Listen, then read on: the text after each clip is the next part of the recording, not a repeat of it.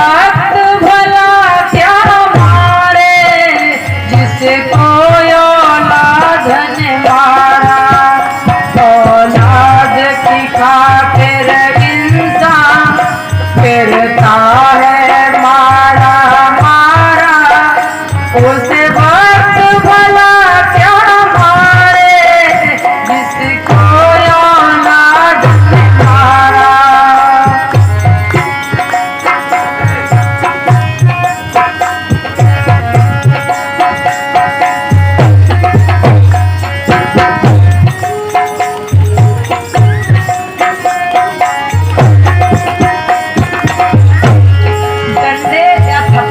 मारना ही मारना नहीं होता है। माँ बाप की बच्चे बात न माने, ऊंची आवाज में बात करें, उनकी बात काट दें, उन्हें भरी सभा में बेइज्जती कर दें, ये थप्पड़ या डंडा मारने से कम नहीं है।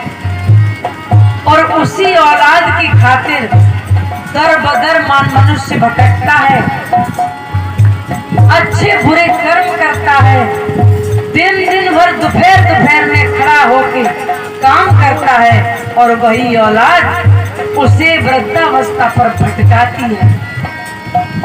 सत्संग का इस मंच का मतलब आत्मज्ञान के साथ साथ मुझे लोकाचार जो हम गृहस्थी में देखते हैं, जो सुधार करनी है, वो भी बातें बहुत सीखनी समझनी जरूरी है। जिसकी खुशियों की खातिर रातों की नींद गवाई, उसने ही उसकी खुशियों की जीते जी चिता जलाई। उसने ही खुशियों की जीते जी चिता जलाई। उसने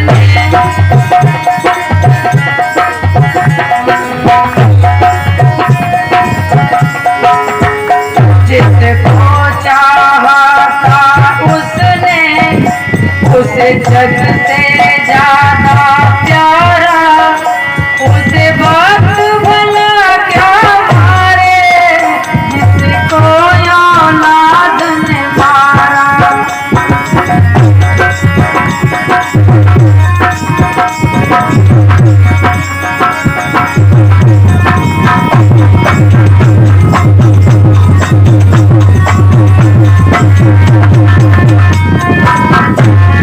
इससे भी माता पिता है, बड़े बुजुर्ग हैं, वो सुनना कि जिस बच्चे की खुशियों की खातिर माँ बाप ने अपनी सारी खुशियों को छोड़ दिया, और वही बच्चे माँ बाप की खुशियों की जीते जी चिता जला देते हैं।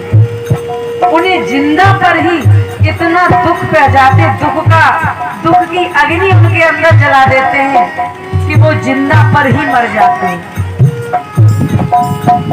खुद सोती मांगी, खुद सोती मांगी ले में, सूखे में तुम्हें सुलाया, खाती थी बाद में पहले तुमको उसने खिलाया। खाती थी माँ फिर बाद में वो पहले तुम्हें खिलाया।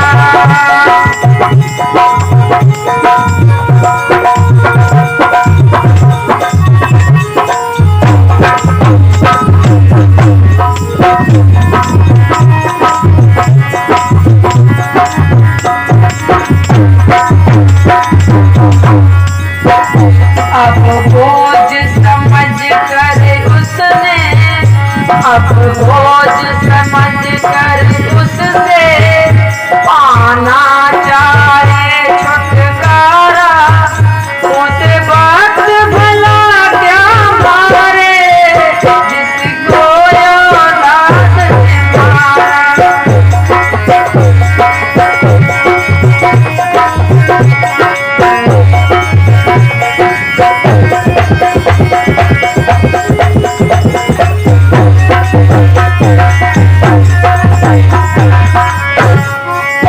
जमाना आ गया जो माँ अपना पेट काट के बच्चों को पालती है, पढ़ाती है, और खुद भूखी सो जाती है। यदि घर में कोई भी, आज की भी वही बात बता रही है, हम भी आश्रम पे कुछ माता बहनों को प्रसाद दें तो वो लड्डू को इस तरह मुट्ठी में दबा लेती है। हम माता जी खा लो कि नहीं, बेटा को दे देंगे जाके। कि मैंने कहा तुम्हें अच्छा नहीं लगता? कि अच्छा बहुत लगता है, लड्डू मुझे बहुत पसंद है, लेकिन मन करता है कि बेटे को जाके दे दे। इसी को कहते हैं पेट को काट के बच्चे को पालना। और वो बच्चे क्या करते हैं, वृद्धावस्था पर उनसे छुटकारा पाना चाहते हैं। या तो ये दूसरे भाई के यहाँ चली जाए, मामा के यहाँ चली जाए, बुआ के यहाँ चली जाए, या इससे अच्छा ये मर जाए। ऐसे शब्द हम सुनते हैं दिन रात। सब इस मंच से कहते हैं और आग्रह करते हैं कि उन बड़े बुजुर्गों का आदर करो। इससे बड़ा सत्संग और आप क्या सुनोगे जिसके अंदर दया नहीं है। और दया ही धर्म है, दया ही सत्य है, दया ही ईश्वर है। और जो दया नहीं है, और दया तो अपनी माँ पर नहीं कर पाए, क्या राधा दास पर दया कर लोगे? क्या पड़ोसी पर दया कर लोगे? क्या जीव जंतुओं पर दया कर लोगे? नहीं कर पाओगे। अपने माँ बाप की पहले सेवा और सत्कार करो, उनका आशीर्वाद लो, उनकी दुआएं लो, फिर आप हमारी भी बात समझ सकते हो। औलाद की खातिर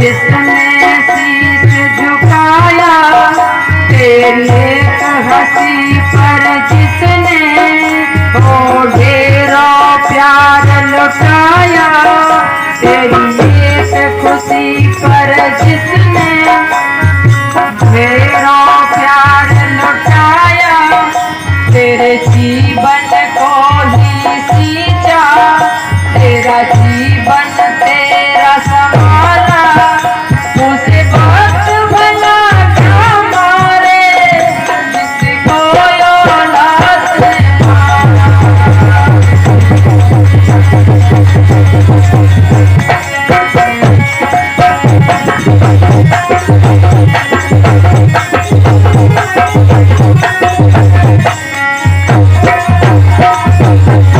और क्या कहा है, दुख दे के माता पिता को कोई भी सुख ना पाया, उसने चरणों में जग सुख सारा ये देख कमाया, उसकी सेवा कर जीवन तेरा बन जाए उजियारा, उसे वक्त भला क्या मारे, किसको औलाद ने मारा।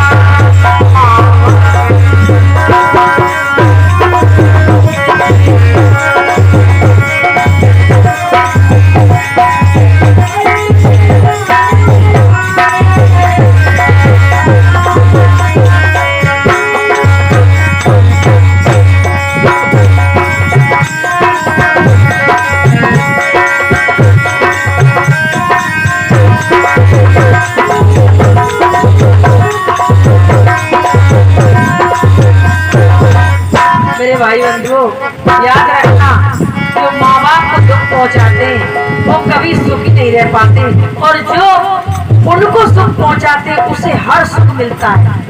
और सुख हृदय में होता है, साधनों में नहीं।